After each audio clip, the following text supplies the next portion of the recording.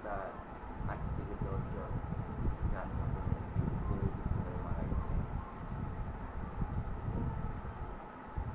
তারপরও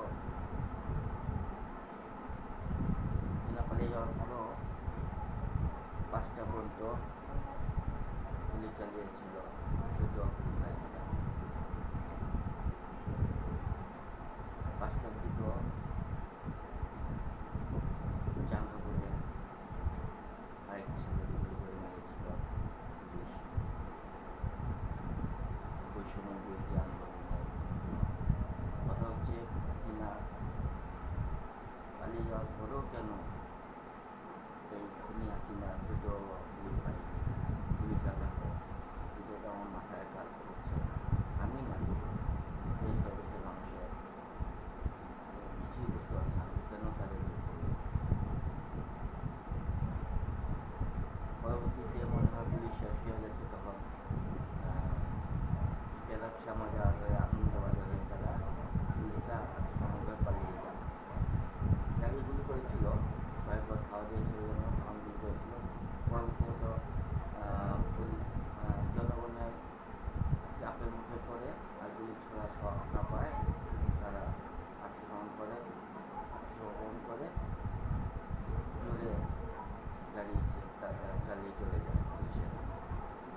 আমার কথা হচ্ছে, এত কিছু হওয়ার পরও পুলিশ কেন গুলি চালালো? 6 তারিখও যাত্রাবাড়িতে গুলি চলেছে, অনেক মানুষ মেরেছে পুলিশ মরেছে, কিন্তু পুলিশ তো অস্ত্র হাতে নিয়ে গুলি করেছে, সাধারণত খালি হাতে। তাহলে কি করবে? সাধারণ জনগণ কি কোনো অস্ত্র ছিল তাদের হাতে? কোনো অস্ত্র ছিল? তারা খালি হাতে অস্ত্রের মুখে জান দিয়েছে। এবং পুলিশের অধীন কর্মকর্তারা আইনমন্ত্রীকে দেখেন স্যার, দেখুন স্যার, একটা গুলি করি, একটা মরে 10টা আগে বাড়ে, কী করে দেখে মার কীভাবে দেওয়া হবে স্যার? আমি তো বুঝতে পারছি না স্যার, আপনি বলেন। হচ্ছে পুলিশ আমাদের দেশের, এই দেশের জনগণ, এই দেশের পুলিশ, এই দেশের সব কিছু হয়ে কীভাবে হাসিনা সরকার পারল দেশের জনগণের ভূমি চালাতে? এটা আমার দেশের জনগণের প্রশ্ন।